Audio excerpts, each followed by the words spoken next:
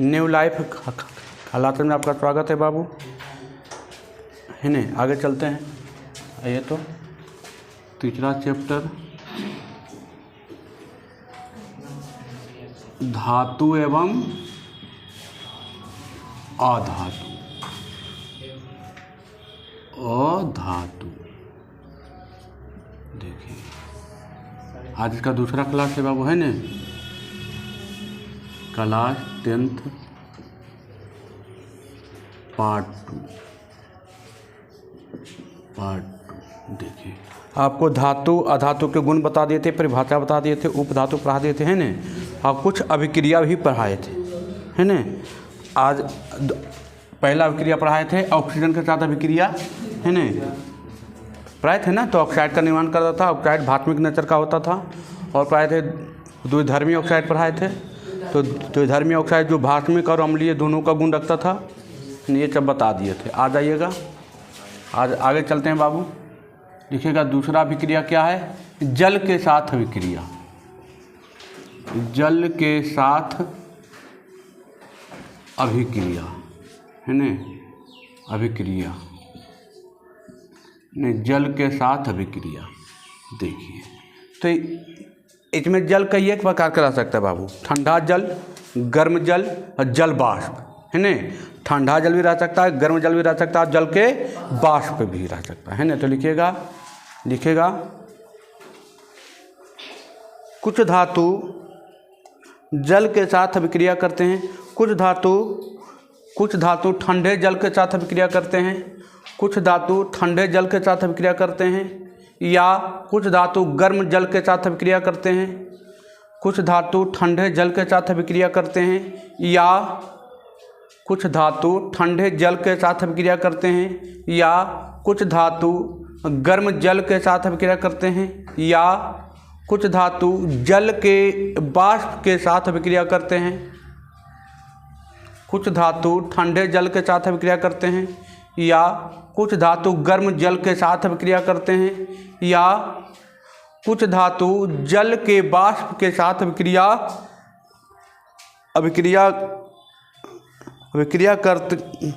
अभिक्रिया करके धातु के ऑक्साइड या हाइड्रा ऑक्साइड और हाइड्रोजन गैस मुक्त करते हैं, है न।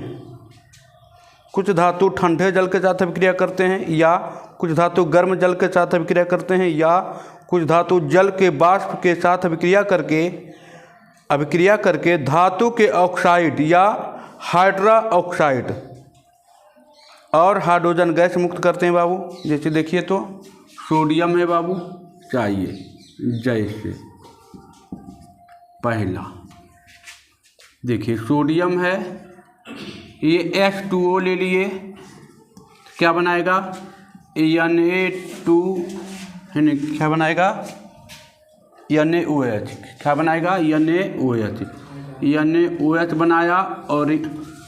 और क्या बच गया आपको H2O, हाइड्रोजन गैस मुक्त करता है, लिखा है तभी हाइड्रोजन गैस क्या करता है, मुक्त करता है। तो एक दूसरा एक पोटेशियम है, H2O के साथ अभिक्रिया किया, क्या बनाया तो KOH बनाया और ये हाइड्रोजन गैस मुक्त किया। तो ये कैसा जल है बाबू, ये ठंडा जल है। कैसा जल है, ठंडा जल के साथ अभिक्रिया किया है। ये कैसा जल है, ठंडा जल के साथ अभिक्रिया किया है। कैसे जल के साथ, ठंडा जल के साथ, है ना। ठंडे जल के साथ अभिक्रिया किया है बाबू, है न, ठंडे जल के साथ अभिक्रिया किया है न। और दूसरा लिखिएगा, ये था पहला था ठंडा जल वाला, है न। और दूसरा लिखिएगा भाप के साथ अभिक्रिया, है न। भाप के साथ अभिक्रिया करते हैं बाबू, है न। जल के भाप होता है ना, जल का भाप, भाप के साथ, या लिखिए जल के बाष्प के साथ अभिक्रिया, जल के भाप के साथ अभिक्रिया,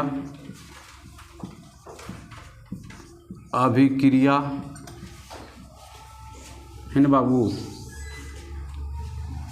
जल के भाप के साथ अभिक्रिया, है न। देखिए तो मैग्नीशियम है बाबू, H2O है, ये H2O खैचन काबा है, जल का भाप वाला, है ना। तो क्या बनाएगा, MgO बनाया और H2 मुक्त किया। हाइड्रोजन तो मुक्त करेगा ही करेगा, है ना।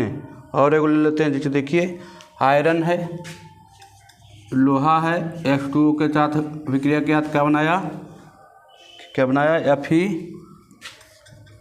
Fe3O4 प्लस H2O मुक्त किया, H2 मुक्त किया बाबू। तो ये देखिए, ये जो H2O कैसा है, भाप वाला है, कैसा वाला है, भाप वाला है ना। अब यहाँ पर आप बैलेंस कर सकते हैं, बैलेंस करने के लिए हम आपको बताए हैं, है ना। मैग्नीशियम है, जल के वाष्प के साथ अभिक्रिया किया, क्या बनाया, मैग्नीशियम ऑक्साइड बनाया और हाइड्रोजन मुक्त किया। आयरन है, जल के वाष्प के साथ अभिक्रिया किया तो फेरस, है ना, ये बनाया, हाइड्रोजन गैस क्या किया, मुक्त किया, है ना।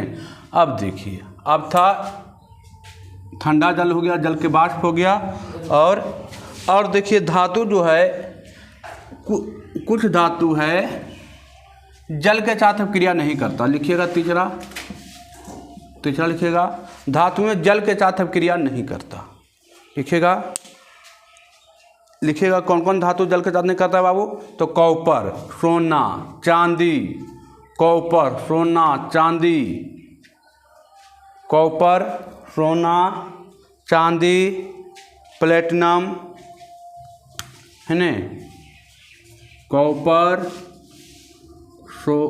चांदी, सोना, प्लेटिनम, Sn, ये सब जल के साथ अभिक्रिया नहीं करता है ना। पारा भी नहीं करता है बाबू, पारा भी नहीं करता है, Hg भी नहीं करता है। ये सब जल के साथ अभिक्रिया नहीं करती बाबू। जल के साथ अभिक्रिया करेगा तो आप जो देखिए यहाँ पहने हुए रहते हैं, सोना चांदी लॉकेट के रूप में पहने रहते हैं, नाक के रूप में पहने रहते हैं, तो आप वहाँ पर जंक लगता कि नहीं लगता, तो जंक लगता है, जंक नहीं लगता। अभिक्रिया करता तो जंक लगता ना, तो जंक नहीं लगता है। आप कॉपर का तार में देखिएगा, कभी जंक नहीं लगेगा।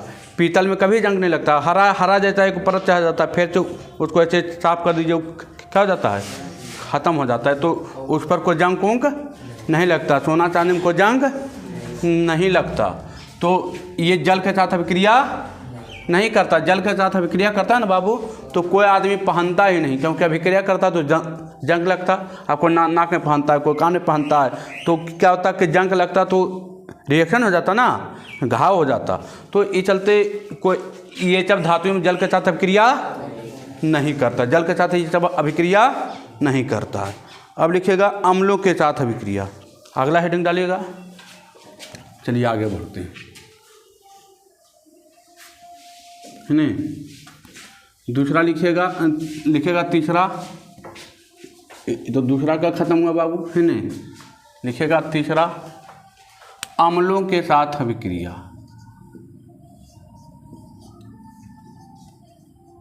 अम्लों के साथ अभिक्रिया, नहीं, अम्लों के साथ अभिक्रिया। लिखिएगा धातु जो है, धातु है बाबू, अम्ल के साथ अभिक्रिया करता है तो क्या बनाता है, लवण बनाता है और जल का निर्माण करता है। लिखिएगा लवण और जल ने हाइड्रोजन लिख लीजिएगा, हाइड्रोजन H2 का निर्माण करता है। लिखिएगा जब कोई धातु किसी अम्ल के साथ अभिक्रिया करता है, जब कोई धातु किसी अम्ल के साथ अभिक्रिया करता है, जब कोई धातु किसी अम्ल के साथ अभिक्रिया करता है, जब कोई धातु किसी अम्ल के साथ अभिक्रिया करता है तो लवण और हाइड्रोजन गैस मुक्त करता है। ये बाबू देखिए, तो सोडियम है, HCl के साथ अभिक्रिया किया तो क्या बनाएगा, NaCl, हम और देगा H2, है नहीं। जब कोई धातु अम्ल के साथ अभिक्रिया करता है तो लवण और हाइड्रोजन गैस का निर्माण करता है, हो गया। जब कोई धातु जल के साथ अभिक्रिया करता है तो लवण और हाइड्रोजन गैस का निर्माण करता है बाबू, है नहीं। आइए ठीक है, देखिए तो अगला एग्जाम्पल लेते हैं, कैल्शियम है बाबू, H2SO4 है, अम्ल है बाबू। अभिक्रिया किया तो क्या बनाया, CaSO4 बना दिया और H2 गैस मुक्त किया। ये देखिए है ना, ये सीधे इसके साथ जुटा और ये अलग हो गया H2 गैस। अब ये देखिए हाइड्रोजन के साथ क्या किया, जब कोई धातु किसी अम्ल के साथ अभिक्रिया करता है तो लवण और हाइड्रोजन गैस का निर्माण करता है। अभिक्रिया आपके बोर्ड पर है ना। चलिए अब लिखिएगा,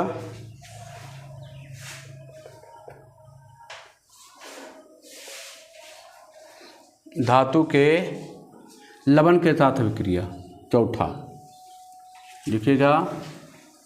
आइए, ये अभिक्रिया हम आपको जो अभी पढ़ा रहे हैं, पढ़ा चुके हैं विस्थापन अभिक्रिया में, है ना।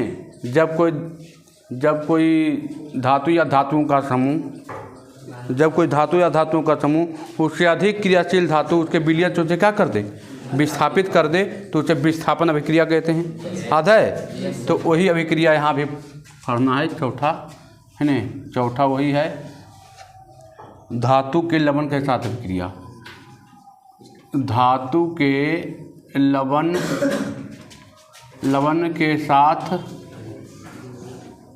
अभिक्रिया, धातु के लवण के साथ अभिक्रिया, धातु के लवण के साथ अभिक्रिया, नहीं धातु के लवण के साथ अभिक्रिया लिखेगा।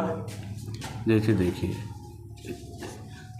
लिखिएगा, जब कोई धातु या धातुओं का समूह, जब कोई धातु या धातुओं का समूह उसके विलयन से उसे विस्थापित कर दे, उसके विलयन से उसे विस्थापित कर दे, है ना, उसके विलयन से उसे विस्थापित कर दे। जब कोई धातु या धातुओं का समूह उसके विलयन से उसे विस्थापित कर दे, सब कोई धातु या धातुओं का समूह उससे अधिक क्रियाशील धातु उसके विलयन से उसे विस्थापित कर दे, है ना। जब कोई धातु या धातुओं का समूह उससे अधिक क्रियाशील धातु उसके विलयन से उसे विस्थापित कर देता है ना। तब कोई धातु या धातुओं का समूह उससे अधिक क्रियाशील धातु उसके विलयन से उसे विस्थापित कर देता है। देखिए ना, हटा दिया, ये दोनों के साथ विलयन बनाया हुआ था, इससे ज़्यादा क्रियाशील था, इसके साथ चला गया, इसको अकेला छोड़ दिया, इसको विस्थापित कर दिया, हटा दिया। जब कोई धातु या धातुओं का समूह, जब कोई धातु है, ये धातु का समूह उसके विलयन से, ये विलयन में घुला हुआ था और ये डालने पर क्या किया, तो कॉपर को छोड़ करके किसके साथ चला गया, जिंक के साथ चला गया। तो यही तो पढ़ाए थे विस्थापन अभिक्रिया, है ना। जब कोई धातु या धातु का समूह उसके विलयन से क्या कर दे, विस्थापित कर देता है, तो है ना, विस्थापित कर देता है। तो इस अभिक्रिया को विस्थापन अभिक्रिया कहते थे वहाँ पर। यहाँ पर विस्थापन तो पढ़ना नहीं है, अभिक्रिया पढ़ना था केवल। तो जब कोई धातु या धातु का समूह उसके विलयन से उसे विस्थापित कर देता है, तो ये है ना, ये बनता है। देखिए, एक धातु बेचारा अलग, कॉपर क्या हो जाएगा, अलग हो जाएगा, है ना। चलिए आगे चलते हैं। और ये कहाँ बैठेगा, तली में, है ना। ये कहाँ बैठेगा, तली में बैठेगा बाबू, नहीं से चाहिए। देखिए मैग्नीशियम है, मैग्नीशियम है, और देखिए मैग्नीशियम से ज़्यादा अभिक्रियाशील धातु अब ले लेते हैं। ये मैग्नीशियम इससे ज़्यादा अभिक्रियाशील धातु है, तो बेचारा अबरी क्या करेगा, मैग्नीशियम के साथ ही चला जाएगा, और ये Mg कहाँ बैठेगा, नीचे। देखिए तो ये क्या कर रहा है, ये अपना से ज़्यादा अच्छा धातु खोज रहा है ना, ज़्यादा अभिक्रियाशील धातु जो तुरंत एकदम अभिक्रिया कर जाए। मतलब एक तरह से कह सकते हैं कि ये देखिए है, ये हो गया गर्ल, और ये है बॉय, और ये भी है बॉय। ये एक प्रकार का बॉय है, ये दो प्रकार का बॉय है, ये दूसरा प्रकार के बॉय था, और ये तीसरा प्रकार के बॉय है। इससे ज़्यादा लड़की थी, इससे ज़्यादा सुंदर, जखने इसके साथ अटैच था, इससे ज़्यादा सुंदर आया तो इसके साथ चला गया। अब बेचारा इसके साथ था, इससे ज़्यादा सुंदर आ गया, अब इसके साथ चला गया, है ना। तो ये देखिए, ये मतलब ज़्यादा क्रियाशील धातु खोज रहा है, तो मतलब ज़्यादा सुंदर खोज रहा है, ज़्यादा अच्छा खोज रहा है। और आजकल तो ये फैशन हो गया है, एक के साथ छोड़ के दूसरे के साथ जाना, है ना। आजकल ये तो फैशन हो गया है ना। आप रोक भी नहीं सकते हैं, उसका मर्जी है है ना। चलिए आगे बढ़ते हैं। आज तो ये फैशन है बाबू, है ना। आज ये सरकार भी सरकारों ने रोक रहा है, क्या करें।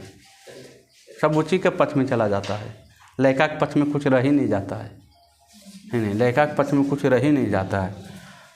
देखिए अब आइए पढ़ते हैं अधातु के साथ अभिक्रिया। धातु पढ़े थे अभी तक, अब पढ़ते हैं अधातु के रासायनिक गुण, है ना।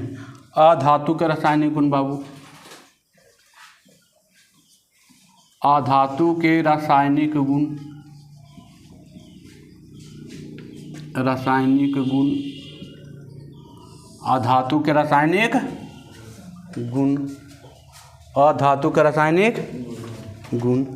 आइए, है ना, अधातु के रासायनिक गुण चलते हैं, है ना। आ जाइए, पहला लिखेगा ऑक्सीजन के साथ अभिक्रिया। पहला है ऑक्सीजन के साथ, ऑक्सीजन के साथ अभिक्रिया, ऑक्सीजन के साथ अभिक्रिया, है ना। अधातु ऑक्सीजन के साथ अभिक्रिया लिखेगा। हम बताए थे ये अधातु ऑक्सीजन के साथ जब अभिक्रिया करता है तो अम्लीय गुण रखता है। कैसा गुण रखता है? धातु के ऑक्साइड धात्विक नेचर क्या होता था और अधातु के ऑक्साइड अम्लीय होता है ना। तो लिखिएगा अधातु ऑक्सीजन के साथ अभिक्रिया कर अम्लीय ऑक्साइड बनाते हैं। अधातु ऑक्सीजन के साथ अभिक्रिया कर अम्लीय ऑक्साइड बनाते हैं। अधातु ऑक्सीजन के साथ अभिक्रिया कर, अधातु ऑक्सीजन के साथ अभिक्रिया कर अम्लीय ऑक्साइड बनाते हैं। ये ऑक्साइड जल में घुलकर अम्ल बनते हैं, है ना बाबू। ये ऑक्साइड जल में घुलकर अम्ल बनते हैं। जैसे देखिए कार्बन है, ऑक्सीजन के साथ अभिक्रिया किया तो क्या बनाया? CO2, है ना। CO2 बना दिया। अब आइए अगला देखिए, एक सल्फर है, ऑक्सीजन के साथ अभिक्रिया किया, SO2 बनाया, नहीं SO2 बनाया, है ना, SO2 बनाया। देखिए तो अब क्या करेगा ये? तो ये देखिए पानी में मिलेगा, H2O जो है पानी में मिलेगा, CO2 हम अभी लिखाए भी थे। क्या लिखाए थे कि ये ऑक्साइड जल में घुलकर अम्ल बनाते हैं। ये ऑक्साइड जल में घुलकर क्या बनाते हैं? अम्ल।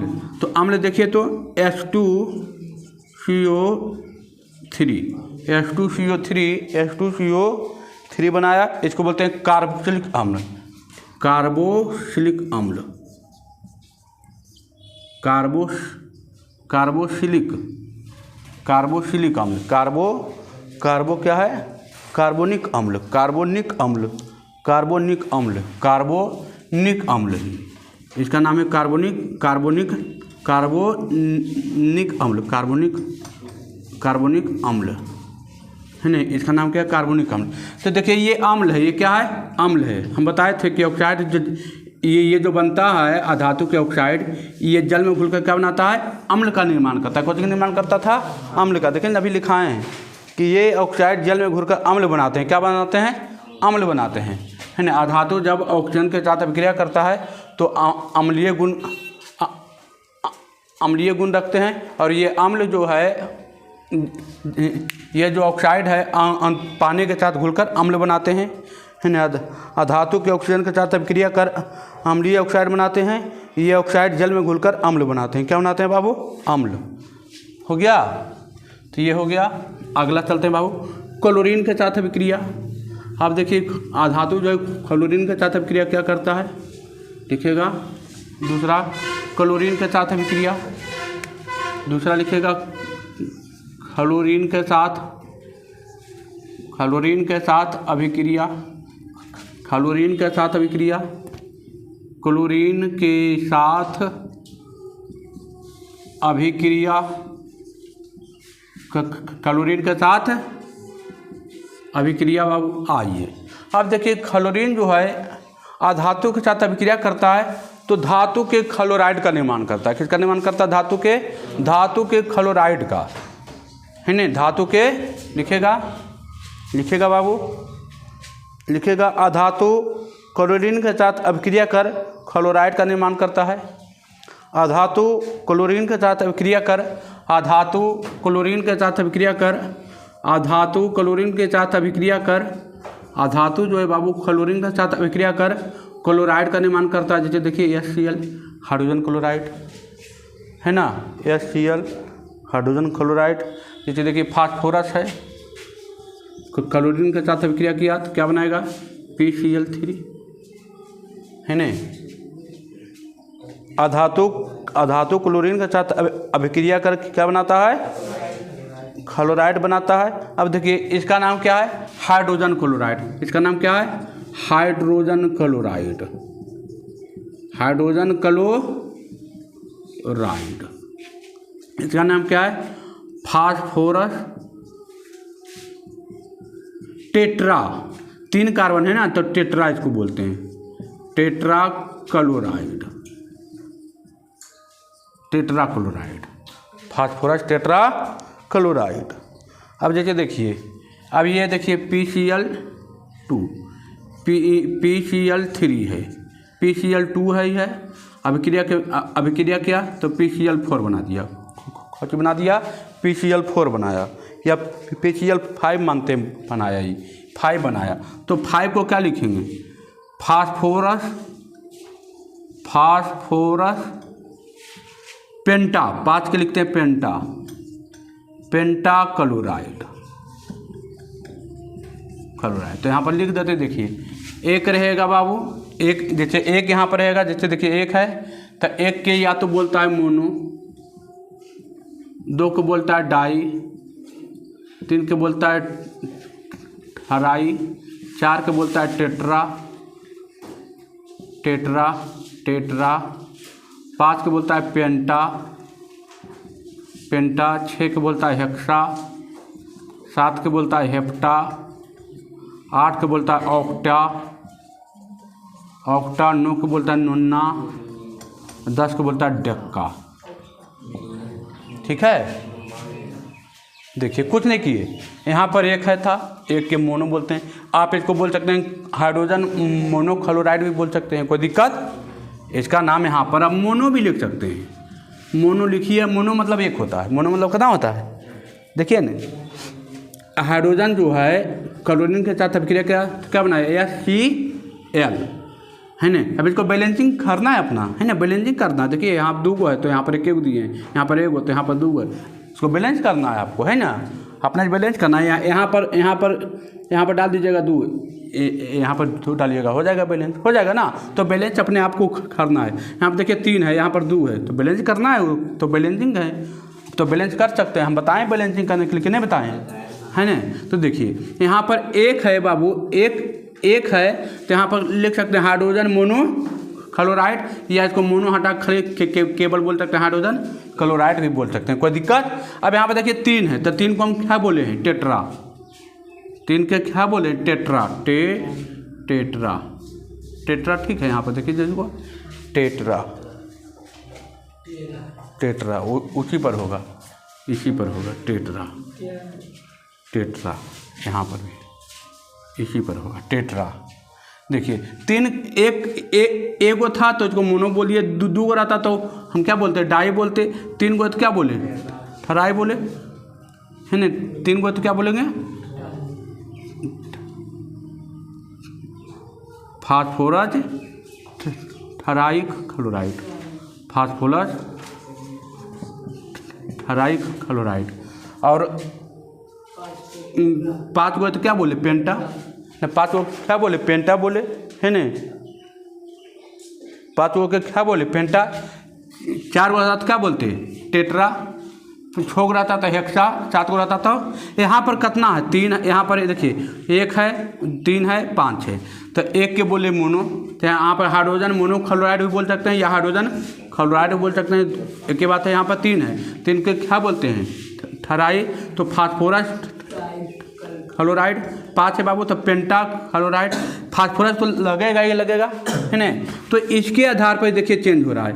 एक गो रहता तो बोलता मोनो, 2 गो रहता तो बोलता डाई, 3 गो रहता तो बोलता ठराई, 4 गो रहता तो बोलता टेट्रा, 5 गो रहता तो पेंटा, 6 गो बोलता हेक्सा, 7 गो रहता था हेप्टा, 8 गो रहता था ऑक्टा, 9 गो रहता तो नोन्ना, और 10 गो रहता था डेक्का, है ना। 10 गो रहता तो क्या बोलते, डेक्का। अब यहाँ पर ऐसे लिख दें PCl10, तो phosphorus Deccan, phosphorus Deka chloride होता ना। अब यहाँ रहता कितना नू, तो नो की क्या लिखते हैं, नोना फास्फोरस नोना क्लोराइड है ना। तो आपको डिपेंड कर रहा है कि यहाँ पर संख्या कितना है ना। 7 को रहता तो हेप्टा, 8 को रहता तो ऑक्टा, 9 को रखता नोना। वो आप अथी पर डिपेंड कर रहा है क्या, कि यहाँ पर कितना संख्या, 1 है, 2 है, 3 है, 4 है, 5 है ना, उस पर डिपेंड कर रहा है। चलिए आगे बढ़ें है ना। अब आइए, अब लिखिएगा जल के साथ अभिक्रिया। इसमें कोई दिक्कत? चलिए आइए, अब लिखिएगा जल के साथ अभिक्रिया। ये तो हमें याद होना चाहिए बाबू, है ना, ये याद होना चाहिए। अगला एक्सरसाइज में तो पूरा इसी का यूज होगा। अगला एक्सरसाइज जो है आपका चौथा एक्सरसाइज है कार्बन के यौगिक, पूरा इसमें यूज होगा ये। तो ये पूरा एकदम कंठस्थ होना चाहिए, है ना, पूरा कंठस्थ होना चाहिए बाबू। आप में उसमें परमाणु संख्या, परमाणु भार, परमाणु द्रव्यमान सब याद होना चाहिए, बैलेंसिंग सब याद होना चाहिए, है ना। अब आइए, कहना था बाबू तीसरा ना, जल के साथ अभिक्रिया। जल के साथ अभिक्रिया ना, जल के साथ अभिक्रिया। आ जाइए, जल के साथ अभिक्रिया लिखेगा अधातु जल के साथ अभिक्रिया नहीं करती है। अधातु जल के साथ अभिक्रिया नहीं करती है। अधातु जो है जल के साथ अभिक्रिया नहीं करती है। अधातु जल के साथ अभिक्रिया नहीं करती है। आगे चौथा है बाबू, लिखेगा अम्ल के साथ अभिक्रिया। अम्ल के साथ अभिक्रिया, अधातु जो है जल के साथ अभिक्रिया नहीं करती है ना। चलिए अब लिखिएगा अम्ल के साथ अभिक्रिया, लिखेगा प्रायः अम्ल के साथ, प्रायः लिखेगा अधातु प्रायः अम्ल के साथ अभिक्रिया नहीं करती है। लेकिन अधातु भी जो है बाबू, जल जो है अधातु जो है जल के साथ अभिक्रिया नहीं करती है, उसी प्रकार अधातु जो है अम्ल के साथ भी अभिक्रिया नहीं करती है। अधातु अम्ल के साथ अभिक्रिया, अधातु प्रायः अम्ल के साथ अभिक्रिया नहीं करती है, लेकिन कुछ अधातु अम्ल के साथ अभिक्रिया करके ऑक्सी अम्ल बनाते हैं, है ना। कुछ अधातु जो है, लेकिन कुछ अधातु अम्ल के साथ अभिक्रिया करके ऑक्सी अम्ल बनाते हैं। प्रायः जो है मैक्सिमम अधातु है अम्ल के साथ अभिक्रिया नहीं करता, लेकिन कुछ अधातु जो है अम्ल के साथ अभिक्रिया करके ऑक्सी अम्ल बनाते हैं, है ना। क्या बनाते हैं बाबू? ऑक्सी अम्ल बनाते हैं, है ना, ऑक्सी अम्ल बनाते हैं। लिखे, कुछ अधातु जो है अम्ल के साथ अभिक्रिया करके ऑक्सी अम्ल बनाते हैं। जैसे बाबू देखिए तो सल्फर है, HCO3 के साथ अभिक्रिया किया, क्या बनाता है बाबू, है ना, H2SO4 बनाएगा, H2SO4 बनाएगा। और क्या बनाता है तो NO2 बनाता है, और थोड़ा सा जल का भी। ये देखिए अधातु है बाबू, ये अधातु है और ये अम्ल है। तो ज़्यादा तो नहीं करता है, 3-4 को जो अधातु है बाबू कुछ अभिक्रिया करता है नहीं। चलिए, अधातु जो है अम्ल के साथ अभिक्रिया करके, है ना, ऑक्सी अम्ल का निर्माण किया, है ना। चलिए आगे बढ़ें। अब देखिए हो गया, एगो लिखिएगा और हाइड्रोजन के साथ अभिक्रिया। अंतिम है 5वां, है ना। अधातु जो है अम्ल के साथ अभिक्रिया नहीं करती है बाबू, लेकिन कुछ अधातु जो है अम्ल के साथ अभिक्रिया करके ऑक्सी अम्ल बनाती है। ठीक है, आ जाइए। आप लिखिएगा 5वां हाइड्रोजन के साथ अभिक्रिया, है ना। 5वां लिखिएगा हाइड्रोजन के साथ अभिक्रिया। 5वां लिखिएगा हाइड्रोजन के साथ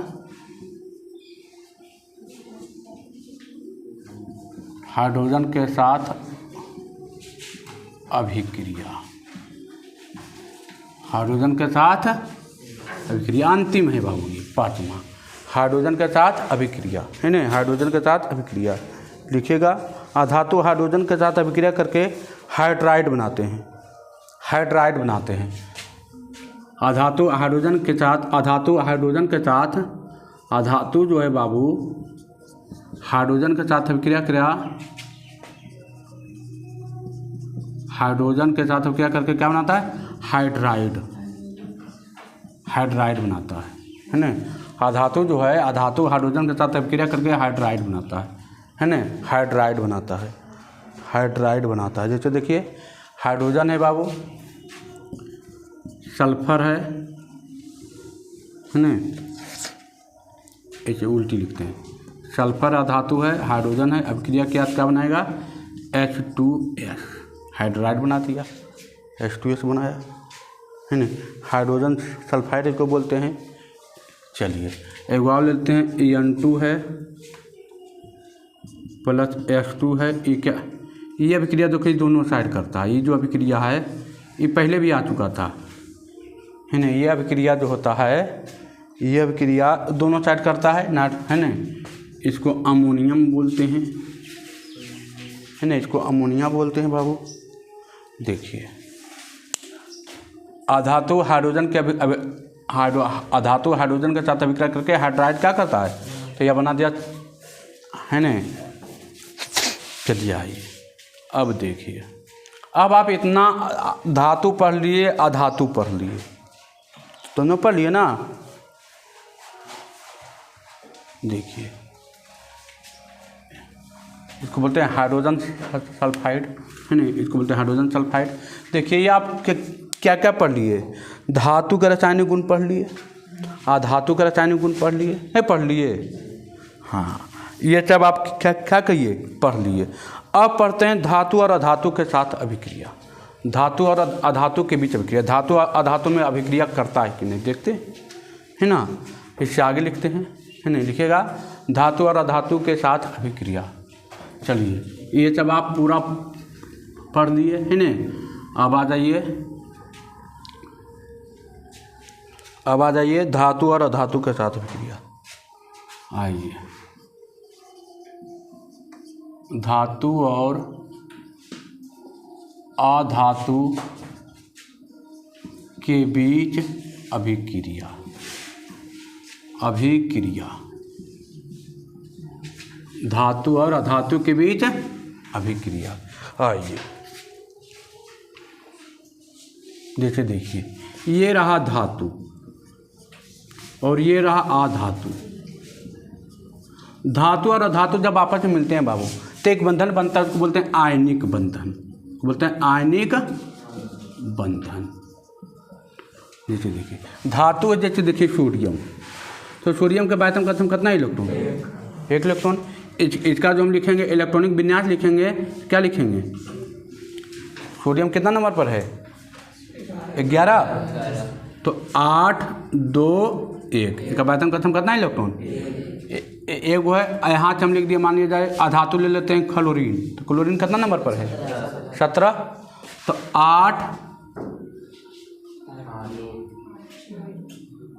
8 हो गया, 8 1 नहीं 2 8 7 1 है ना, देख लेते हैं 2 8 7 है ना, 2 8 7 2 8 7। इसको भी ऐसे लिखिए 2 8 1, इसको भी उल्टी लिखिए, पहले होता है 2 उसके बाद 8 उसके बाद 1। हाँ अब आइए ठीक है। अब देखिए ये है धातु, ये है अधातु, ये दोनों अभिक्रिया करेगा, ये दोनों क्या किया, क्या बनाएगा? NaCl, NaCl। अब इसमें कौन सा बंधन आएगा? आयनिक बंधन। कौन सा बंधन आएगा? आयनिक बंधन आएगा। ये पूछेगा आपसे। अब पहचानना कैसे है? तो देखिए ये क्या है? धातु, ये क्या है? अधातु। धातु और अधातु, धातु और अधातु आपस में मिलते हैं तो कौन सा बंधन का निर्माण करते हैं? आयनिक बंधन। कौन सा बंधन का? ध्यान से देखना है, ये क्वेश्चन कई एक बार एग्जाम में आ चुका है। पूछेगा NaCl में कौन बंधन है ना, HCl में कौन बंधन है।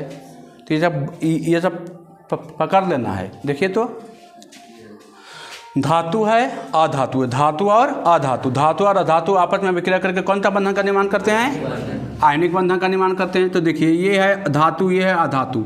हम बताए थे जिसके बातम कक्षा में 1 2 3 इलेक्ट्रॉन हो वह धातु होते हैं, लिखाए थे है न। धातु अधातु के गुण में लिखाए थे, भौतिक गुण में लिखाए थे। जिसके बातम कक्षा में 1 2 3 इलेक्ट्रॉन हो वो धातु होते हैं, जिसके बातम अधातु में जिसके बातम कक्षा में 4 5 6 7 इलेक्ट्रॉन हो वो अधातु होते हैं।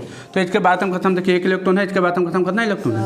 तो ये धातु है, ये अधातु है। धातु और धातु मिलकर कौन सा बंधन का निर्माण करते हैं? आयनिक बंधन का निर्माण करते हैं। तो पूछेगा कि NaCl में कौन सा बंधन है, बता दीजिएगा। जैसे देखिए ना ये धातु है, ये क्या है?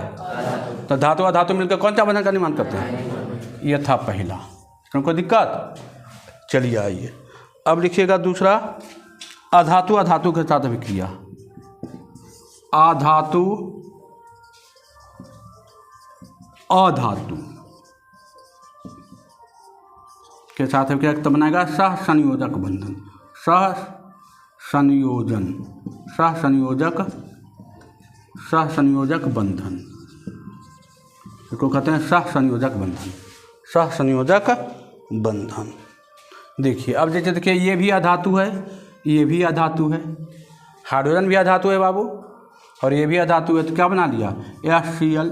अब पूछेगा HCl में कौन सा बंधन है? तो सहसंयोजक बंधन। कौन सा बंधन है? सहसंयोजक बंधन, है ना। अधातु अधातु के बीच में कौन सा बंधन? सहसंयोजक बंधन। अब तीसरा,